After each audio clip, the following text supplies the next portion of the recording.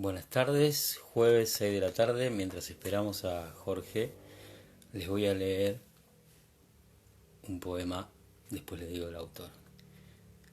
Nadie en la noche indescifrable tema que yo me pierda entre las negras flores del parque, donde tejen su sistema, propicio a los nostálgicos amores o al ocio de las tardes.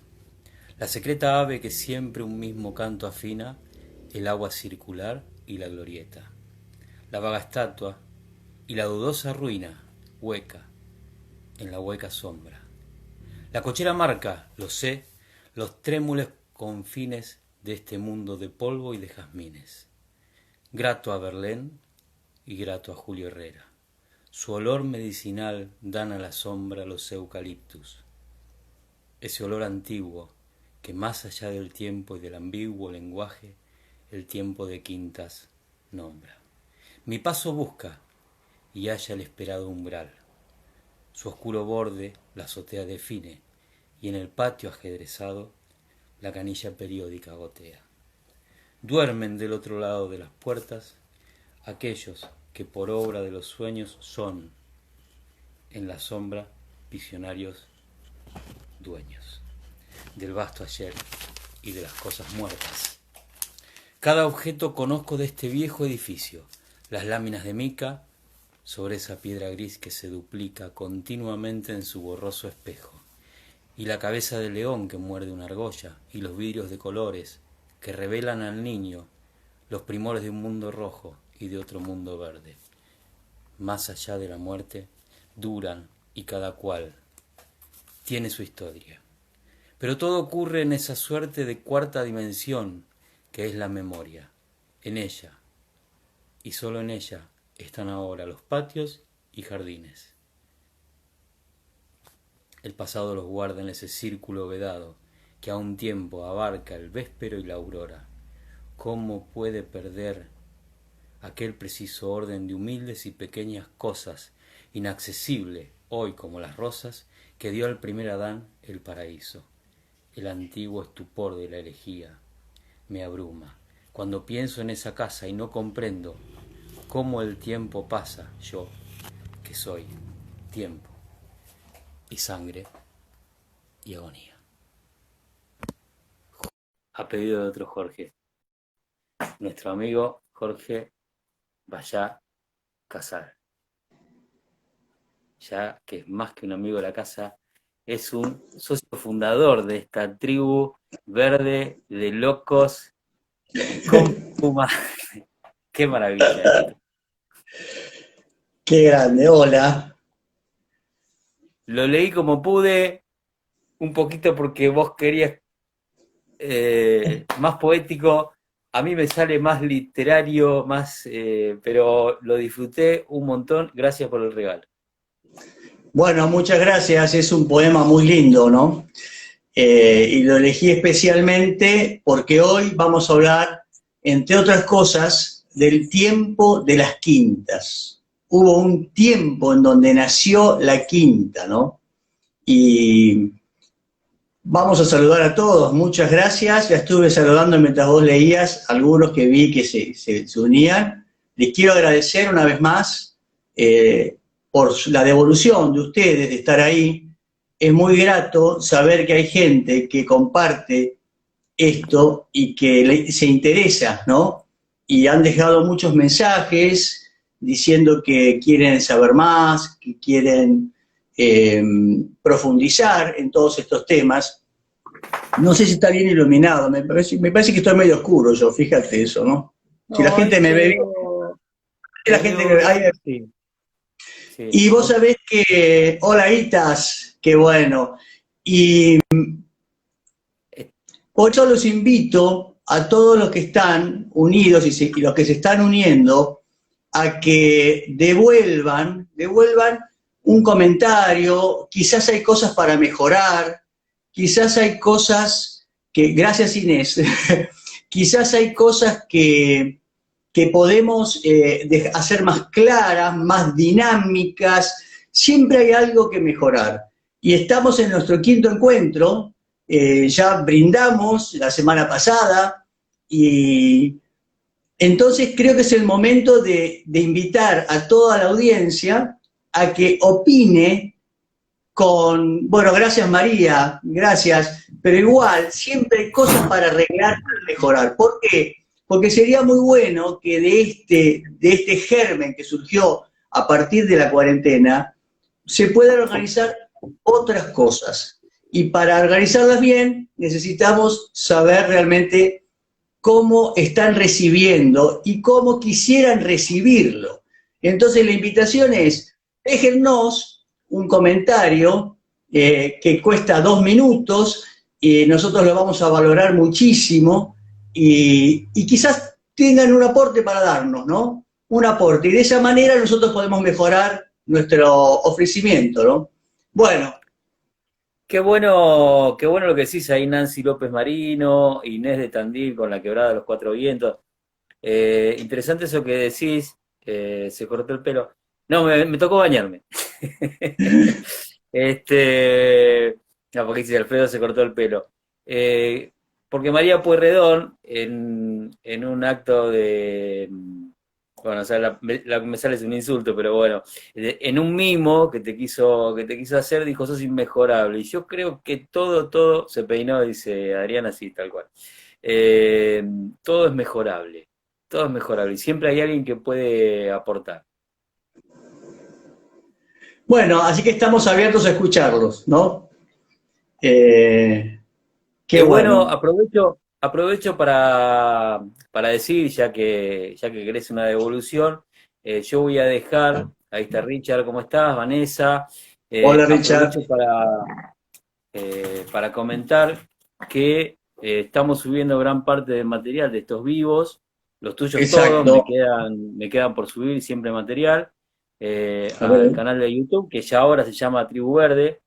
Lo fuimos modificando, me falta modificar la fotito, todavía aparezco ahí, todavía improvisamos un loguito ahí con un arbolito, como para que lo puedas identificar. Yo estaba buscando una plumita, pero bueno, también vamos con los tiempos porque vamos haciendo, el departamento está full, así que bueno, está bueno que puedan llegar a ver lo que vamos subiendo en YouTube y lo puedan ir comentando, que lo vayan compartiendo si les gusta, vayan haciendo esa devolución que bien comentaba Jorge, que es interesante porque a veces está bueno ese aporte de cosas que uno intenta mejorar, porque esto surgió así espontáneamente. Así es, así que desde ya, desde anticipado les damos las gracias, ¿no? Porque sabemos que van a venir comentarios y que va a ser para bien de todos. Bueno, arrancamos este encuentro con este poema de Borges, tan lindo, ¿no? Que se llama Adrogué. Borges solía veranear en Adrogué, en una quinta, creo que era con sus padres. Siempre me queda esa imagen que a él le gustaba de noche salir a caminar por Adrogué, que era un pueblo suburbano de veraneo. Aclaremos esto, Mar del Plata se fundó en 1874, si mal no recuerdo. Vos que sos Sí, marplatense te acordarás más. La fundó sí, don 1873 es la capilla, la fundación de la capilla de 73, exacto. sí, Santa La Cecilia fundó y un año don, después la fundación de Mar del Plata como tal, pero distaba mucho, perdón, pero está pasando el perro, distaba mucho de la Mar del Plata. claro, ¿no? Entonces, pensemos que en 1874 Patricio Peralta Ramos fundó ese pueblo sobre un viejo frigorífico y a partir de ahí después él tuvo que volver a Buenos Aires y el verdadero desarrollador de Mar del Plata fue Jacinto Peralta Ramos, su hijo, ¿no? Y él fue un developer, digamos, hoy. Fue impresionante lo que hizo, porque hasta consiguió que Pedro Luro fuera socio, y bueno, y a partir de ahí surgieron un montón de cosas que hasta Dardo Rocha, siendo gobernador de la provincia, los apoyó. Hay toda una historia muy linda en Mar del Plata, que es nuestra ciudad balnearia, nuestra niña bonita, como decíamos un Que día, se lo ¿no? ganó a fuerza de plantar árboles, Pedrito Luro. Sí, Pedro, un capo, un gran plantador, el primer plantador de la Argentina. Ahora, ¿qué Obrero pasó? del paisaje. Exactamente, pero ¿qué pasó? la gente no veraneaba en Mar del Plata hasta después de mucho tiempo, porque el tren no llegaba, después llegó el tren, pero no era lo mismo, no podían, había muchos problemas, era muy lejos para ese momento Mar del Plata, 400 kilómetros era realmente muy lejos como para pensar en que sea una ciudad balnearia de Buenos Aires. Y la gente veraneó mucho tiempo a los alrededores, y hubo una moda que surgió en Inglaterra, y que nosotros la trajimos para acá, y que fue veranear, pasar el verano a las afueras de la aldea, ¿no?, de Buenos Aires. Surgieron los pueblos de Flores en 1806, si mal no recuerdo. Después surgió Barracas, que es el barrio de Buenos Aires, que era un lugar alejado donde la gente tenía quintas. San Isidro ya existía como campiña, pero la gente iba y elegía la barranca de San Isidro porque la diferencia de aire, de fresco, era muy grande, ¿no? Hola Hernán, hola Narcisa Paz. Hernán, entonces, ¿cómo andás? Durante la segunda mitad del siglo XIX, 1850 en adelante, la gente veraneó siempre en los pueblos de alrededor de Buenos Aires. Y el veraneo significaba estar 3 meses instalado en Olivos, en San Isidro, en Morón, en Adrogué, más adelante, ¿no? De hecho, el presidente Sarmiento veraneaba en Adrogué, ¿no? Eso es muy importante, siendo un presidente, él veraneaba. Entonces, por eso elegimos este poema, porque describe muy bien un tiempo, una época, pero donde queríamos centrar la charla. Pero antes de hablar de las quintas, nosotros habíamos hablado del Caserón de Rosas la última vez, y por eso mismo habíamos quedado en que el Caserón de Rosas había sido el gran parque que tuvo, el primer gran parque que tuvimos los argentinos en el concepto de paisajístico de casa parque, ¿no? Fue nuestro primer gran parque, el Caserón de Rosas. Antes de eso hubo quintas, estaba la quinta de Alto Laguirre, en la Recoleta, donde ahora está el Pilar. Había algunas quintas, estuvo la quinta donde es el Parque Lezama, que fue la quinta de Hale, o de los Robert Pattinson, pero eran quintas aisladas, eran como gérmenes. El Caserón de Rosas representa una voluntad realmente de paisaje. Pero ¿qué pasaba en las estancias en este momento, ¿no? En lo que es el jardín comestible, que es lo que nos centra en nuestra charla, ¿no? Entonces, hoy vamos a hablar de las estancias y vamos a hablar de las quintas.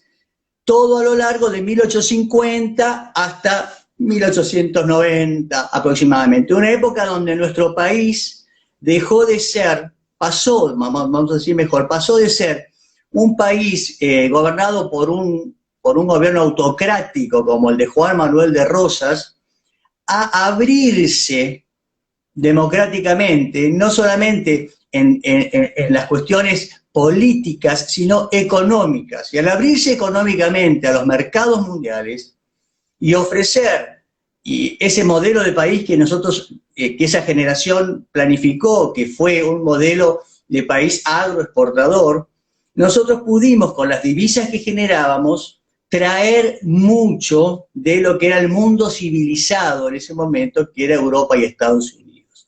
Entonces, en este contexto, vamos a abrir, yo ahora voy a cambiar la cámara. Dale, a ver ahí. Vamos a abrir ahí esta conversación, ¿no? Entonces, habíamos quedado acá, el canal de la Caserón de Rosas, y ahora vamos a hablar del campo.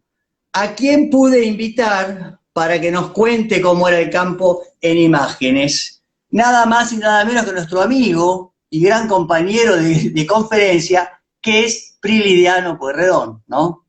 Él pintó este cuadro tan lindo que muestra al mayordomo, que está ahí, que es un gaucho, con el estanciero. El estanciero tiene sombrero, el mayordomo está ahí, están montados y a lo lejos se ve una yerra o se ve una juntada de ganado, ¿no? Fijémonos cómo era el paisaje en ese momento. era un paisaje sin alambrados, esto es muy importante, el ganado circulaba libremente, era ganado cimarrón, que significa salvaje, se venía criando en las Pampas desde el año 1536, con la primera fundación de Buenos Aires, en donde los ganados se dispersaron, y recordemos que las vacas no son originarias de América, entonces estas vacas eran descendientes de unas 3 vacas que llegaron hasta Asunción del Paraguay, cruzando todo Brasil, las famosas 3 vacas de los hermanos Gómez. Después, ellas se reprodujeron en Asunción, las trajeron a Buenos Aires y se reprodujeron junto con caballos, junto con cerdos, ¿no? Y con distintos animales, especialmente perros. Había muchas jaurías de perros salvajes. Entonces, esto sucedía en nuestras pampas, ¿no? Recordemos que estas pampas eran pobladas por el gaucho, ¿no? De hecho, el capataz de la estancia hizo un gaucho. Estos gauchos eran descendientes de los españoles, eran descendientes de los conquistadores, de los primeros, digamos, conquistadores españoles, pero a lo largo de los años, y llegamos a 1850, desde 1500, habían pasado muchas cruzas, entre ellas muchas cruzas de aborígenes, generalmente guaraníes en esta zona, y también de africanos, como lo veníamos viendo la otra vez, en la otra charla, ¿no? Entonces tenemos que entender mejor todo esto, cómo fue la condición de cazador del gaucho, y cómo fue la condición de cazador de esa primera población que ocupó nuestra pampa. Y aquí los quiero invitar a otro amigo, que ya lo hemos nombrado, y que es como uno de nuestros padrinos, ¿no? Que es Guillermo Enrique Hudson. William Henry Hudson. Vamos a recordar brevemente, hijo de inmigrantes norteamericanos que vinieron al país en 1840 aproximadamente. El padre de Hudson compró una estanzuela en la zona de lo que es hoy Florencio Varela, y allí nació su hijo y los otros hermanos, ¿no? Él fue un gran poeta de nuestras pampas, escribió el libro Allá lejos y hace tiempo, y fue un gran observador, no solamente de nuestras costumbres, sino de nuestra naturaleza. Murió en Londres, como decíamos la otra vez, creo que murió en 1919, nació en 1844, pero antes de morir nos dejó ese libro, Allá lejos y hace tiempo, y también murió como un gran naturalista, ¿no? Dicen que él fue el que insistió en Londres, en la época más o menos de 1900, para que no cortaran el pasto de los parques, porque era la manera de conservar los pájaros. Imaginémonos en 1900, un naturalista que diga algo tan... Yo cuando me enteré de eso dije, evidentemente sos un capo, ¿viste? La verdad sí. Que de la hostia, es Hernán, un gran naturalista, escribió aves, libros sobre el comportamiento de los animales. Bueno, hay que realmente, hola Javier, ahí se unió Javier también, hay que realmente conocer más sobre la vida de Hudson. Pero, ¿por qué traigo a Hudson acá? Porque en el libro de Allá lejos y hace tiempo, él describe muy bien esta situación de lo que es realmente la vida en las pampas, ¿no? Y cómo vivían estos gauchos, y cuál era la relación que tenían con lo que nosotros llamamos el jardín comestible. Entonces, yo les voy a leer y les voy a ir pasando algunas fotos, pero lo interesante es que, en realidad, que podamos trasladarnos a través de la lectura con imágenes que vayan surgiendo en nuestro interior, ¿no? Hudson dice: los primeros pobladores que levantaron hogares en el gran espacio libre llamado La Pampa procedían de pueblos en que la gente acostumbraba a sentarse a la sombra de los árboles, o consideraban necesarios el grano, el aceite y el vino, y cuidaban siempre a las verduras en la huerta. Naturalmente, con tal criterio y tales hábitos, hicieron jardines y plantaron árboles, tanto para sombra como para recolectar fruta, en todos los lugares en que se construía una casa. Sin duda, durante 2 o 3 generaciones trataron de vivir como la gente vive en los distritos rurales de España. Luego, su principal negocio se convirtió en criar ganado. Vamos a ver porque me perdí, espera, ¿eh? Sí, no, estaba mirando sí, saliste del ganado, Porque puse la foto, pero ya voy a volver. Ahí está. para que Bueno, tienen lectura. acá estoy, acá estoy. Y como acá está, como este ganado vagaba a su antojo en la vasta llanura, recordemos lo que dijimos del ganado cimarrón, y era más salvaje que doméstico, los habitantes del campo se pasaban la vida sobre el caballo para juntar, elegir y atender el ganado vacuno o el ovino. No pudieron, en consecuencia, seguir por más tiempo arando la tierra o protegiendo sus cosechas, y las dejaron libradas a las invasiones de los insectos y pájaros, y de sus propios animales. Desistieron de su aceite, del vino y del pan. Vivieron de carne solamente. Se sentaban a la sombra y comían el fruto de los árboles que habían plantado sus padres o sus abuelos, hasta que esos árboles morían de viejos o perecían destruidos por el ganado y no quedaba más sombra ni fruta. Vamos a seguir leyendo, pero aquí está esta escena de lo que se llama cazar ganado, ¿no? Ellos salían a cazar. Fijémonos las picanas que tienen. Aquí hay como una hoz, ¿ves? No, acá también está pegando. Los enlazaban también. Fijémonos que los reses tenían cuernos, eran realmente bien salvajes. Eso de quitarle los cuernos vino mucho después. Al fondo se ve un corral de palo a pique, que es donde las encerraban. Pero fijémonos que no hay alambrados y no hay mayormente árboles. O sea que nos habíamos convertido en esto gracias a la generosidad de nuestra tierra, habíamos perdido las labores de cultivo. Esa es un poco la mirada de Hudson y quiero valorarla porque él se crió, nació en 1844, era una persona muy observadora. Entonces, imaginémonos, y él lo dice, porque yo he leído otros libros donde lo dice, cómo él escuchaba a los paisanos. Él tenía un placer muy grande en escuchar historias de paisanos. En esa época existía la matera, los paisanos antes de salir a las 3, 4 de la mañana, ya estaban tomando mate y comiendo churrascos, que era su desayuno, alrededor del fuego. Sí. Salían, hacían lo que tenían que hacer durante el campo y volvían y se repetía la historia. Y dice él que en esos momentos del fogón a la noche, era donde se daba el canto, la guitarra, los naipes y especialmente la narración de historias. Entonces yo supongo que esto que dice él lo oyó. Él oyó esto de que antes se cultivaba, él oyó que el español plantaba árboles, y vamos a ver algunas imágenes donde se verifica todo esto. Espera que esta se pasó un poquito, quedamos acá.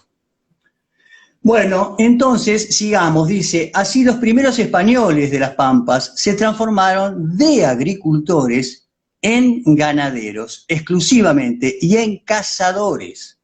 Y cuando se liberaron del yugo español, como se decía allí, mirá qué buen dato nos dice que los mismos criollos, nosotros decíamos que estábamos con el yugo español, eso es la primera vez que lo he visto, ¿no? Se sucedieron incesantes guerras civiles similares a los combates entre cuervos y urracas, salvo que en lugar de picos usaban cuchillos. Todo esto contribuyó a sumir a los habitantes de las Pampas cada vez más profundamente en una vida ruda y salvaje.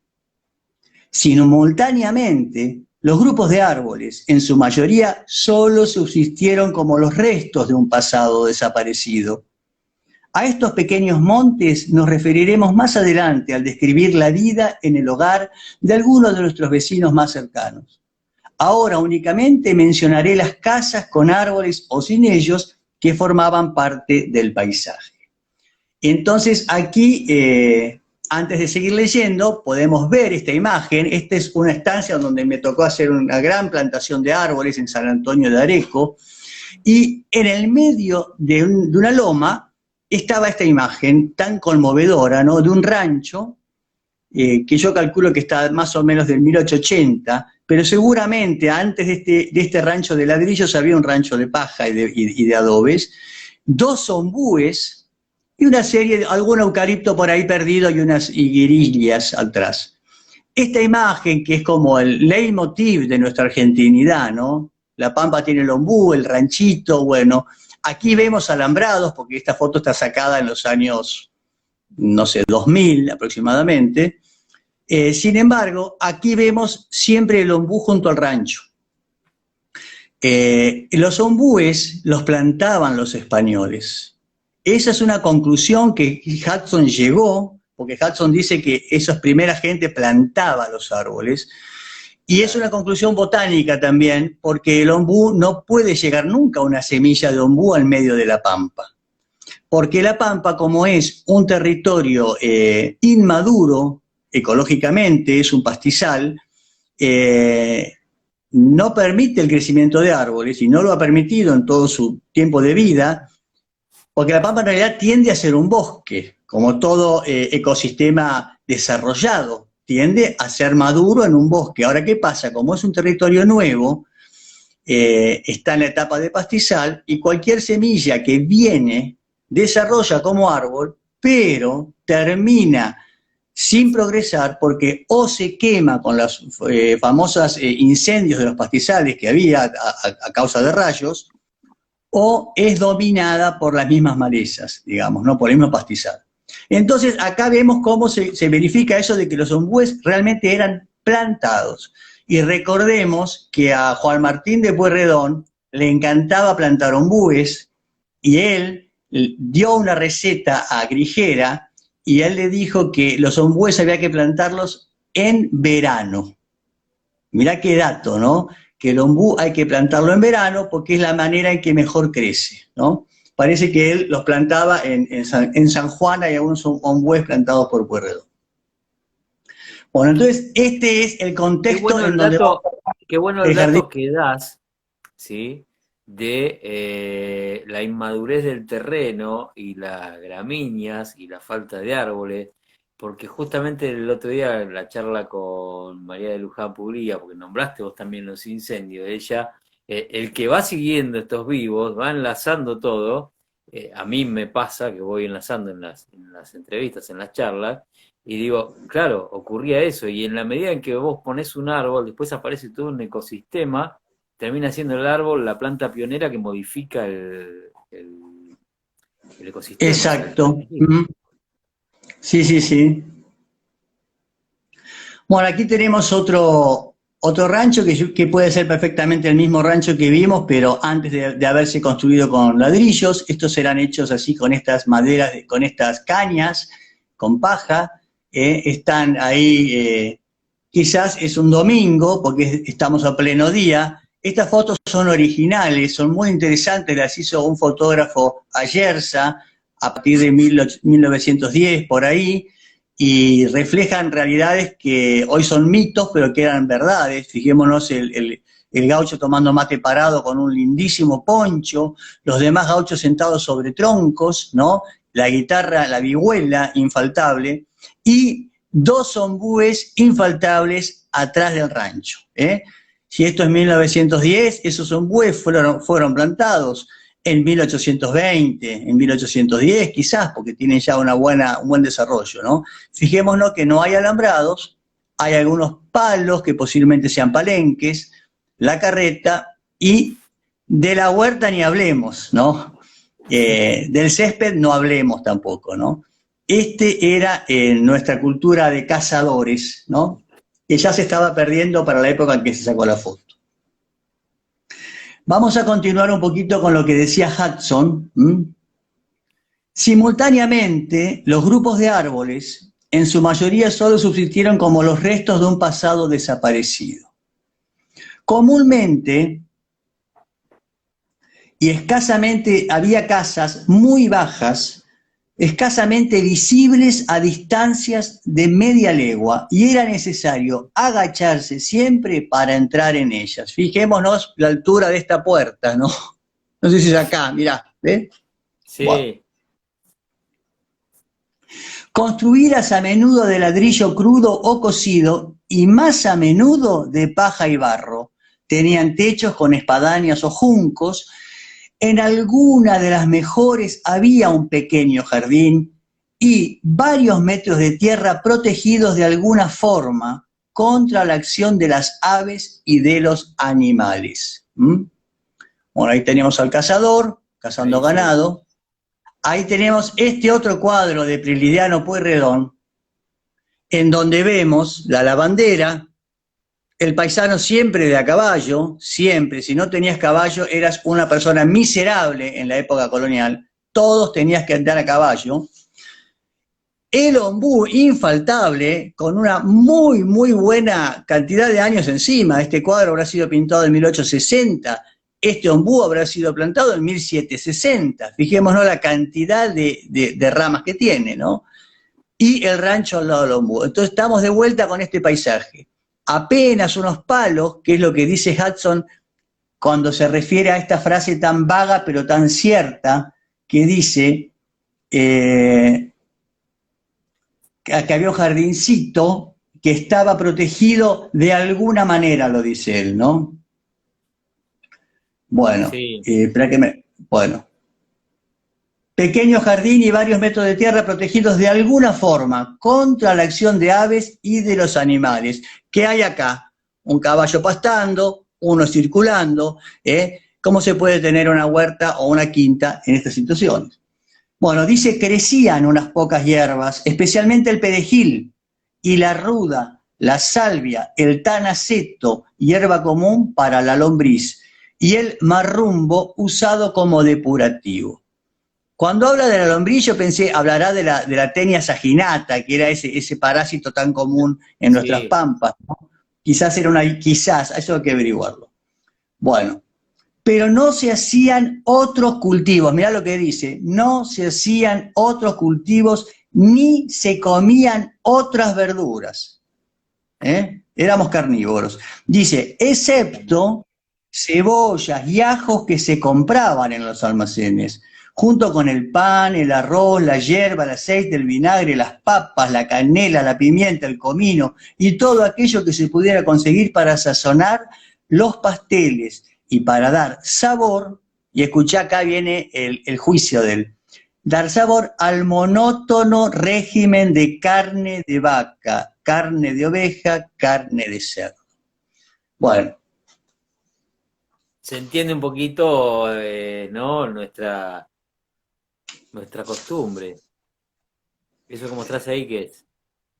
Este es un rancho de adobes también y de paja revocado con barro, en donde fijémonos el espacio exterior, los gauchos sentados en el pasto, en la tierra directamente, un gaucho parado contra el poste, ninguna situación de jardín, ni de césped, ni de árboles siquiera. Dice Hudson, la plantación de hortalizas en los campos necesitó, como dijimos antes, de una protección contra los ataques de animales sueltos que poblaban las pampas.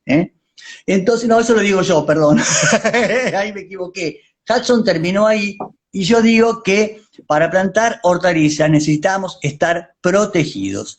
Miremos de vuelta el rancho, donde los vehículos eran los caballos, tenían que llegar lo más posible, no estaba planificado. El horno estaba en donde se cocería algún pan o quizás, no sé, algunas aves, la vihuela, el rancho bajo. Bueno, esta era la situación. En ningún lugar pude encontrar una foto en donde se fotografíe una huerta, ¿no? O algo similar. El ombú siempre, esta acá me pasé. Entonces, ¿qué pasó? Era necesario sí o sí proteger. Y acá les quería mostrar la foto que se me había colado, que es esta.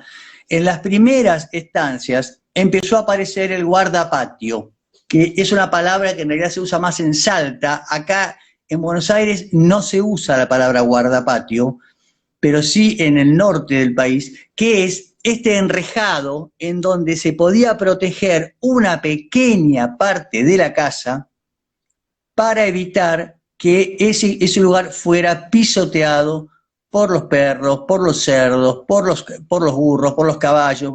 Pensemos que en las estancias se criaban muchas mulas también durante toda la época del virreinato. Entonces había mucho más, el reino animal estaba mucho más presente que lo que es el cultivo de las plantas, ¿no?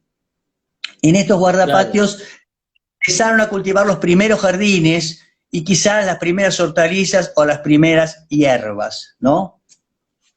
Las primeras hierbas aromáticas. Y acá quisiera leer, también porque es muy interesante, y esto se lo agradezco a Miguel Ocampo, mi primo, que me lo pasó ahora al dato, y es muy lindo, la importancia del alambrado en esta instancia de nuestro paisaje. Cómo el alambrado, junto con el molino, ¿no? Que es lo que conversábamos con Miguel, la importancia de las aguadas, ¿no? Cómo cambiaron la manera de habitar en la Pampa. Entonces, ¿cómo vamos a tener huerta si no tenemos cómo regarla? ¿Cómo vamos a tener huerta si no tenemos cómo proteger el lugar? Vivíamos como en un desierto, hay que pensarlo en estos términos, ¿no? Entonces, pensemos que el molino llegó mucho después, porque habrá llegado, los primeros molinos son de 1880. En cambio, el alambrado lo trajo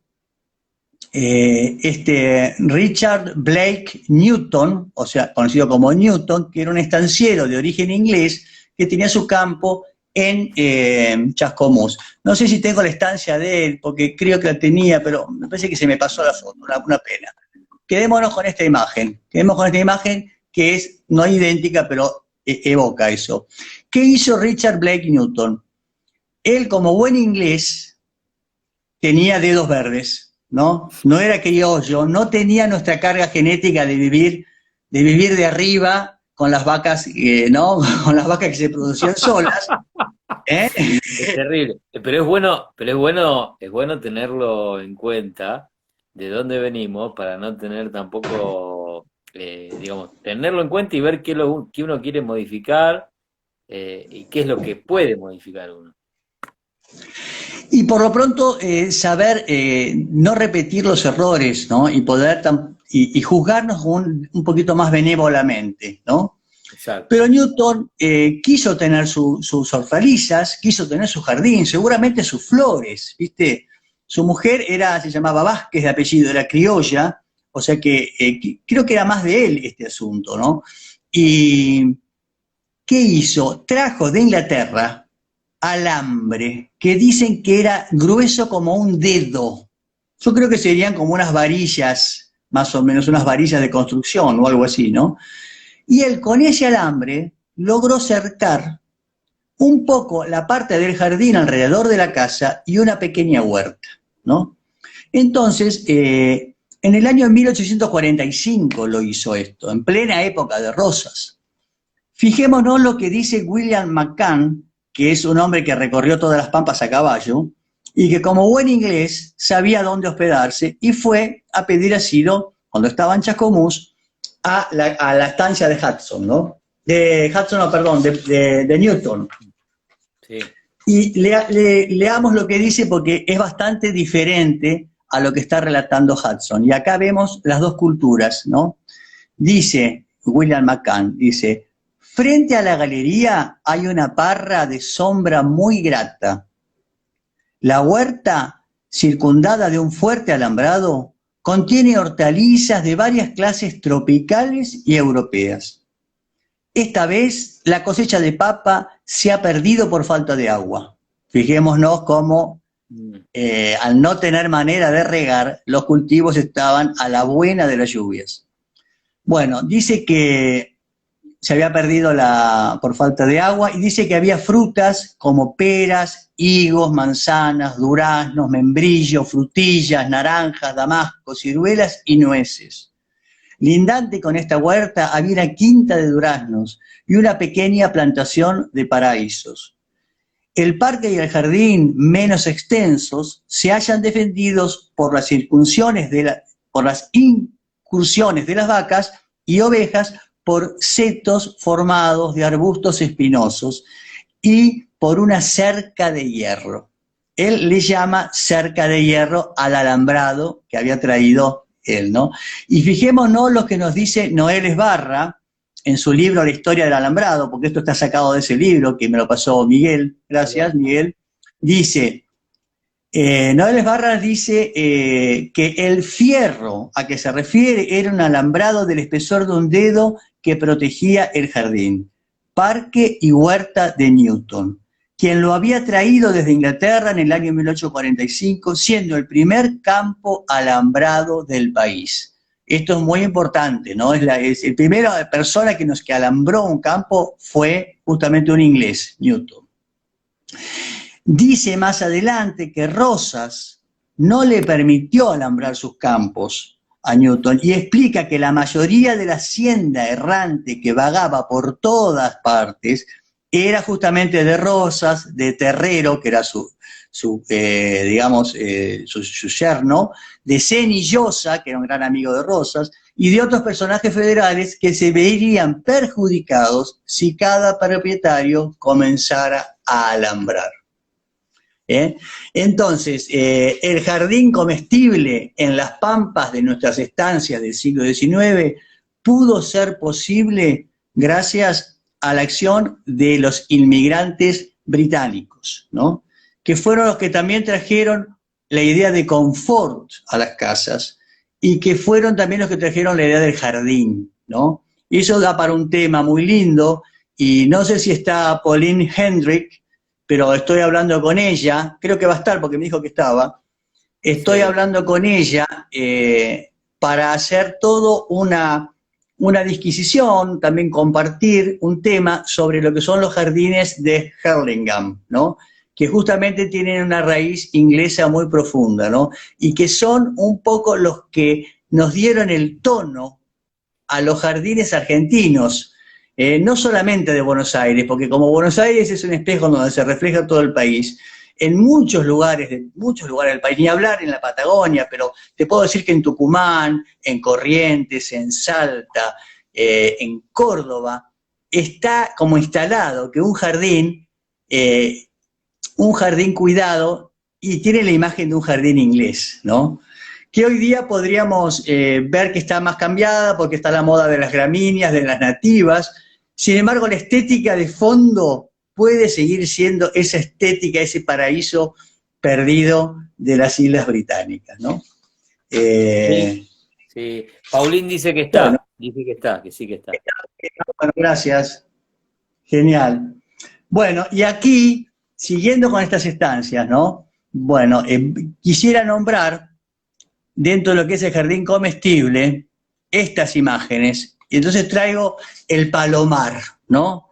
Ahí al inicio de la transmisión saludé a mis parientes de La Rica, en Chivilcoy, los pagos de Luján Armeniano.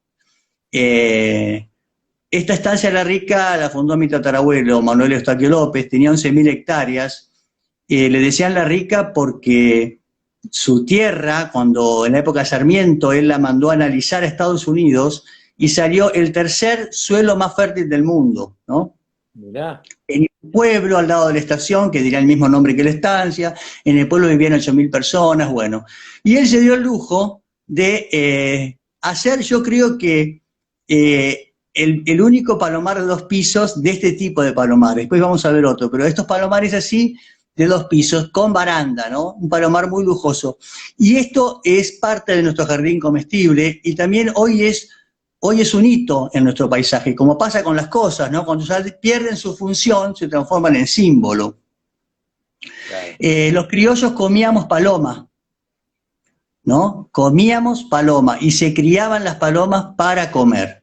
Entonces, para poder criarlas, se construían estas torres que tenían adentro infinidad de casillas, todas de ladrillo, que permitían que las palomas hembras pudieran poner sus huevos y mantener sus pichones. Cada tanto se entraba y se sacaban los pichones que se necesitaban para la comida del día, ¿no?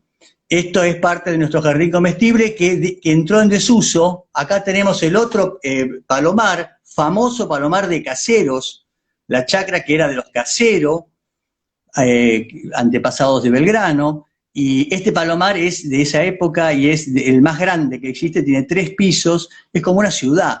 Imaginémonos que acá ya había una venta al por mayor de palomas, ¿no? Esto entró en desuso, hay muchos palomares en La Pampa, muchísimos, y yo he visto palomares en Galicia que me llamó la atención, no tan parecidos, pero que bueno, que en algún punto son como los antepasados de los nuestros, y cuando dejamos de comer paloma, cuando el campo empezó de vuelta a convertirse en agrícola y a sembrar trigo y a sembrar cereales. Cuando empezamos a sembrar cereales, las palomas resultaron una plaga, porque se comían las semillas y se comían las plantas. Entonces, a partir de ahí, que fue a fines de 1800, a principios de 1900, los palomares empezaron a entrar en desuso. Y hoy son, así como los miradores de las estancias, nuestros símbolos de las pampas, ¿no? Claro, está bueno preservarlo justamente para estos casos. Bueno, como parte de la memoria, es muy importante como parte de la memoria, ¿no? Es lo que se llama la herencia, sí, cultural. Acá quiero nombrar a un grande que es Tomás Grigera. Tomás Grigera escribió en 1819, ahí vemos la portada, hay una muy simpática casita, un poquito a la inglesa, de criollo no tiene nada, Buenos Aires con Y. Sí. Escribió este libro que se llama El Manual de Agricultura. Esto es un hito importantísimo en el jardín comestible y en la industria nuestra agropecuaria, porque acá él, Tomás Grigera, que acá dice, su autor, el americano Tomás Grigera, labrador en los suburbios de la capital de las Provincias Unidas de Sudamérica, todavía no éramos Argentina, quien lo dedica al excelentísimo señor don Juan Martín de Pueyrredón, director supremo del Estado y brigadier general de los ejércitos de la patria. ¿Por qué se lo dedica a Pueyrredón? Porque era el jardinero de Pueyrredón, ¿no? Pueyrredón tenía la quinta Pueyrredón en San Isidro y este Grigera le ayudaba, porque él también se ocupaba, Pueyrredón, de las plantaciones, pero Grigera le ayudaba, lo aconsejaba, le mantenía los montes de duraznos, todo el jardín, ¿no? Y entonces Pueyrredón lo apoya con este libro, él puede publicar todo su conocimiento botánico. Y es la primera vez que en nuestro país surge una edición en donde está todo el detalle de cómo se cultiva la huerta, de cuándo son las papas, cuándo son las batatas, cuándo se... Bueno, todo está detallado. Es un libro bastante aburrido, pero bastante rico históricamente, ¿no? Y... María Pueyrredón dice, de ahí vienen mis genes jardineros. Seguro, más vale. Qué bueno. Bueno, ahí está, pobre los corredores. ¿Qué decías? Digo, ¿cuánto aporte todo esto, cuánto aporta a esa mirada como para entendernos y a veces también para decir, porque está eso del dedo verde, que vos dijiste, el inglés tenía dedo verde, y muchas veces escucho la frase esa, no, yo no tengo dedo verde. Tal vez replantearnos, ¿por qué? Claro, bueno, es cultural, en realidad, ¿no? Grigera era criollo, de hecho, él es un antepasado, él es el fundador de Lomas de Zamora. Tiene una historia muy linda, porque él lideró una rebelión de todos los quinteros de esa época de Buenos Aires contra el gobierno, pero contra el gobierno antes de en 1809, o sea, contra el gobierno de España. Se llamó el alcalde de las Quintas, porque él lo decían alcalde y lideraba, era como un caudillo de los productores de hortalizas. Y, bueno, pidió algo que ahora no me acuerdo cuál fue bien el motivo, pero generó lo que se llamó la revuelta del alcalde de las Quintas. Este Grigera terminó fundando en 1820 el pueblo de Loma de Zamora, que era un pueblo que él lo planificó para que sea un pueblo de producción de hortalizas. Mirá. Después de eso pasó a ser un pueblo de veraneo y hoy ya es un suburbio de Buenos Aires. Pero pensemos que eso era el campo, es como San Isidro, 20 kilómetros era el campo en Buenos Aires en esa época, ¿no? Y bueno, Grijera, démosle el homenaje en este momento porque gracias a él, este libro fue importantísimo porque se divulgó en todo el país. Y gracias a él se pudo como sistematizar la práctica de la agricultura, ¿no? No sé cómo estamos de tiempo. Nos quedan 10 minutitos, dale tranquilo. Bueno, si nos quedan 10 minutos, las quintas dan para mucho más, ¿no? Vamos a empezar con las quintas. Bien. ¿Cómo podemos empezar? Veo los mosaicos ajedrezados, como decía Jorge Luis. Exactamente. ¿Cuántas cosas que decía Borges que podemos ver acá? Hasta la canilla en el patio, ¿no? Bueno, entonces, paralelamente a estas cosas que sucedían en las estancias, en las afueras de Buenos Aires se empezó a desarrollar la quinta de veraneo. Y fijémonos, con Luján Armaniano pensábamos, hace poco conversábamos este tema, ¿no? Que ella me decía que sus abuelos le decían quinta a la parte del fondo del jardín en donde ellos hacían la huerta. Y otros abuelos le decían quinta a estos palacetes en donde venían a descansar, ¿no? Entonces, como una misma palabra se refiere a dos realidades, al descanso y al trabajo.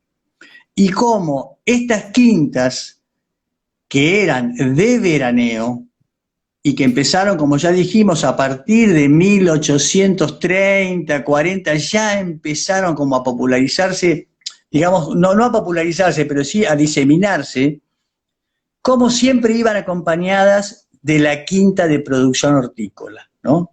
Nunca eran lo que es hoy el concepto de un country, en donde yo voy solamente a descansar el fin de semana y vuelvo a mi casa, a Buenos Aires, sino que eran lugares en donde se vivía, porque las distancias eran largas y era necesario trasladarse y permanecer bastante tiempo. De hecho, en San Isidro hay un lugar que se llama el Ombú de la Esperanza, que es el lugar en donde los porteños varones que trabajaban o que vivían en Buenos Aires venían a visitar a sus novias a San Isidro, que estaban enclaustradas en sus quintas durante 3 meses. Y dice que los domingos, los hombres se tenían que ir a caballo, ¿no? O en carro, o el carruaje. Entonces las chicas, todas los acompañaban hasta ese punto del camino, y había un ombú, ¿no? Que todavía está, hay un retoño muy lindo en Acasuso, que es el Ombú de la Esperanza. Esto significa que los traslados eran dificultosos y que para eso era necesario que la quinta de veraneo tuviera también su quinta de producción, ¿no? Este es nuestro origen, venimos de acá también, ¿no? Venimos de estos jardines. Estas quintas empezaron en Flores, está la quinta todavía de Marcó del Pont, que es una quinta muy bonita que la arregló el gobierno. Estaba la quinta de Unzué, donde se firmó el Pacto de Flores, si mal no recuerdo. Había muchas quintas de las familias más poderosas en Flores. Después hubo muchas quintas en Barracas. Recordemos la quinta de Rufina Cambacerés, la mujer que murió y que fue enterrada viva. Tenía su quinta en Barracas, que está la bóveda en la Recoleta, que está ella saliendo de la bóveda, una bóveda Art Nouveau muy linda. Eso sucedió en Barracas. Después la otra mujer, esta famosa Felicitas Guerrero de Álzaga, otra trágica historia, que fue asesinada por un Ocampo cuando ella quiso casarse con Sáenz Valiente una vez que quedó viuda de Álzaga.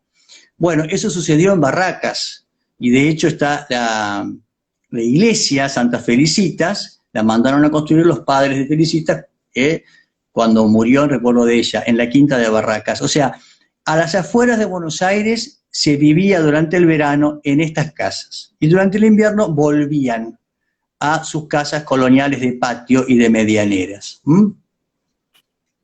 Había plata en ese momento, dice Matilde. Bueno, siempre hay plata, lo que pasa es que va cambiando, porque como es redonda la moneda, ¿viste? Va pasando de un lado a otro. Claro, exactamente. A mí me gustaría, si queda poco tiempo, me gustaría dejar las quintas ya para el próximo jueves, porque hay un testimonio muy lindo de una quinta en Belgrano que quisiera compartirles, ¿no? Y de paso podemos como comprender y decantar un poco más todo esto, ¿no? Les cuento Perfecto. que no sé cuánto tiempo queda, vos decime, ¿quedan Queda- 5? Quedarán entre 3 y 5 minutos, porque empezamos un poquito más tarde. Perfecto. Lo cierto es que están pidiendo que estés un tiempo más, pero lo vamos a dejar para el jueves que viene, porque así aparte se hace más jugoso, no se hace tan pesado. Esto lo pueden disfrutar, lo pueden ver una vez más. Como dije, va a quedar en IGTV, va a quedar en YouTube. Ya a partir yo lo subo en IGTV es instantáneo, en YouTube tarda un poquito más, pero también lo subo. Y ya después, para el jueves que viene, hablamos sobre las quintas, o hablas sobre las quintas. Yo acá como una escucha de lujo, ¿no? Bueno, para que la gente se vaya con esta imagen, ¿no? Esta es la Quinta Los Naranjos, que está frente al río. Esta galería mira el río de la Plata, en San Isidro, en La Barranca, al lado de la Quinta Becar Varela. Esto surgió como un desprendimiento de la quinta de Mariquita Sánchez de Thompson, que hoy día es la quinta de Cabrera, en esa época era de Mariquita. Mariquita se endeudaba porque era una mujer que le gustaba vivir muy bien, entonces en un momento vendió parte de su quinta a Juan Fernández de Molina, que era un cabildante español, pero que estuvo en el Cabildo Abierto del 22 de mayo de 1810. Juan Fernández de Molina era un noble, tenía escudo de armas en su casa, pero él adhirió a la causa patria. Entonces retiró su escudo y fue el primer ciudadano que fue declarado ciudadano de las Provincias Unidas de Río de la Plata, siendo español, ¿no?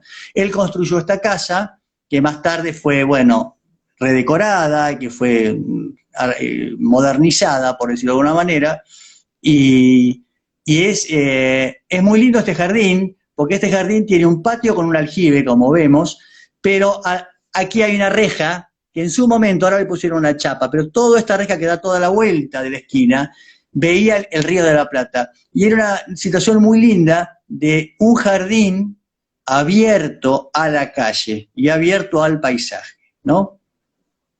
Representa muy bien la época de las quintas que vamos a comentar en el próximo encuentro. Por eso elegí esta foto. Qué bueno, qué bueno.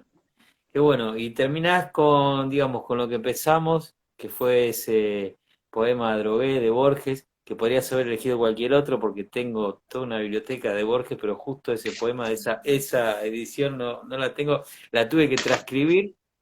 El libro gordo de Petete, te dicen acá, y nos Lo puedo retiramos con esa repetir, imagen. no lo escucharon, ¿no? ¿Te parece? ¿Sí? ¿Cómo, cómo?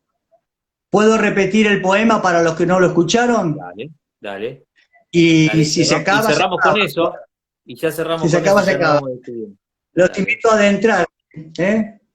Nadie en la noche indescifrable tema que yo me pierda entre las negras flores del parque, donde tejen su sistema propicio a los nostálgicos amores.